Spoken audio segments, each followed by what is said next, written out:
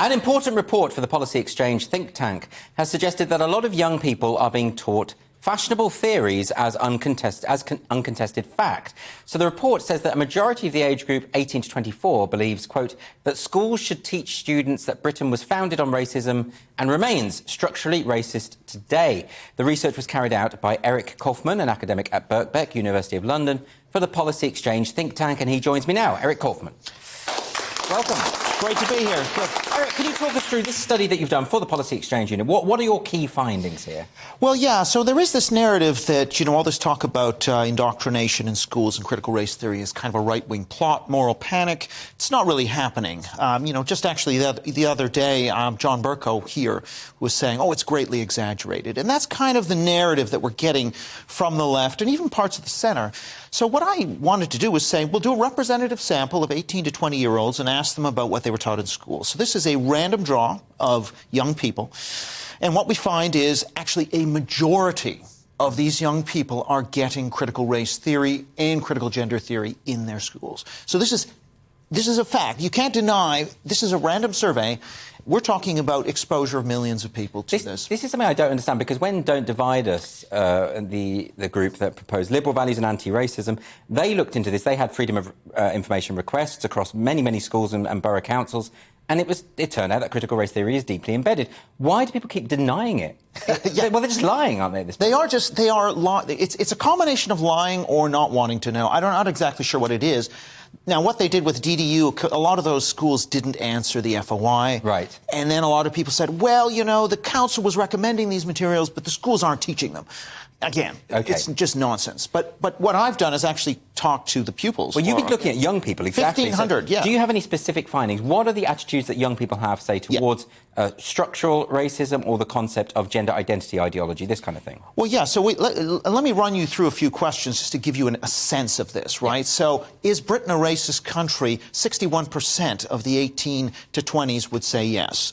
Now, if we ask a question like, should J.K. Rowling be dropped by her publisher, they split evenly between yes, she should be dropped and no, she shouldn't, compared to, if you take the 50-plus population, it's 85% no, she shouldn't be dropped, and only 5%, whereas amongst the young people, it's 50-50. Can they, I know the survey probably didn't go this far, but can any of those kids justify that position? If you have, half of them saying J.K. Rowling should be dropped by her publisher, can they explain why? Because there isn't really a reason, is there? Well, I think they would probably just say, oh, she's transphobic or something. Right. I don't think there's a whole lot of thought going into that other than she has offended a marginalized group. So the point there, though, is that is indicative of indoctrination, isn't it? Because there is no logical or legitimate reason for saying she should be dropped, so it is just a mantra at that point. Well, yeah, I think, if your value system is such that any sort of emotional offense caused to a marginalized group is the most important thing. Yes. And free speech then falls down, truth falls down below that, then, it makes sense. Of course, if that's what you believe, that this is the most important thing in the world. Now, what I would say is they're getting that mainly from social media and celebrity culture. The schools are reinforcing and not challenging. So 7 in 10 of these young people said this stuff was taught to them as more or less fact. Now, that's a surprise, isn't it? Because, a lot of this stuff has been accelerated over the past 10, 12 years. And in all that time, a Conservative government has been in charge. So Conservatives say they're fighting a war on woke. It would seem to me they're pushing it. Well, what they're doing is they are essentially turning a blind eye while what I call cultural socialist left more or less takes the field and indoctrinates this stuff in schools. So they are simply saying, oh, yeah, we're doing something about woke. Look, we've set out some guidelines about what, you're not allowed to teach BLM, but you can teach anti-racism and you can teach that Britain is systemically racist and systemic racism is a thing as part of these consensus values. So they haven't gotten serious about the problem.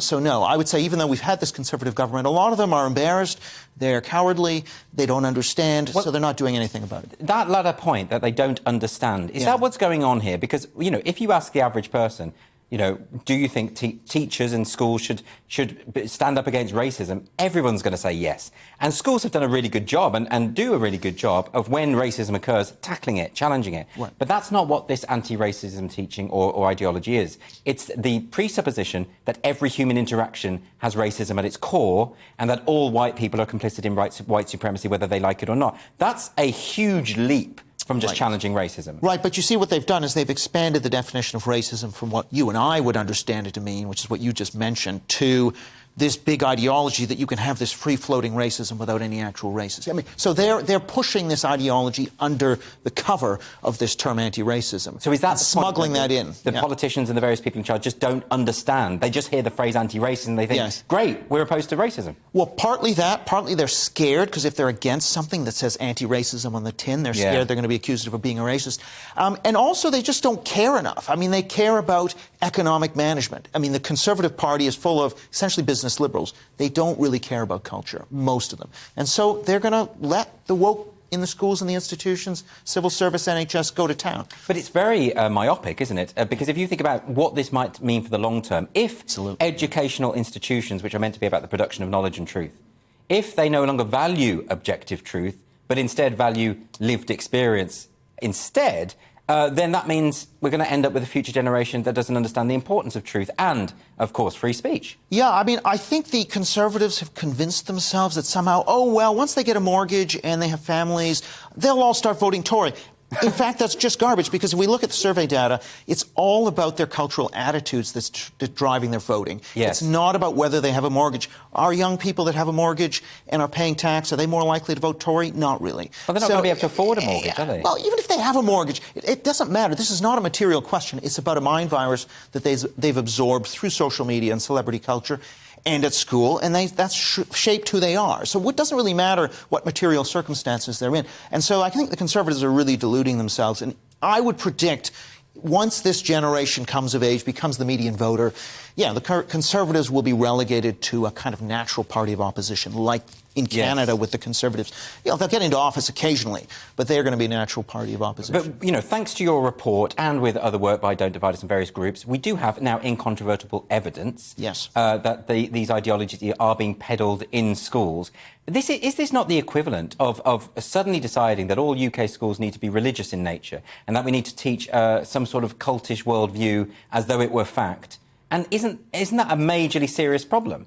It is a huge problem, and it is just astounding how sort of the Tories are on their watch. I mean, they're just letting this happen. Yeah. Whereas if you look at other jurisdictions, you look at Ron DeSantis in Florida, or even there are periods like in the Ontario Conservatives in the 1980s in Canada, they said, oh, we're going to teach about Mao and the Cultural Revolution and the gulags. Yes. And they changed the curriculum. I mean, you can actually do that. But this government has simply not been interested. So am I wrong to be optimistic about young people? It's just that when I give talks at various universities, a lot of the young people who come and they want to be challenged, they come along and talk to me afterwards. I don't get this sense of young people trying to shut everything down, you know? Maybe that's just because I'm not interesting enough to shut down, but, you know, am I getting this wrong? I think you are, but you're probably getting a selection of people coming to you. I mean, so if you look at, you know, the opinion in the round, as I said, 60% saying Britain is a racist society. You know, there was a survey, 60% think that universities should be protecting people from speech more than allowing free speech.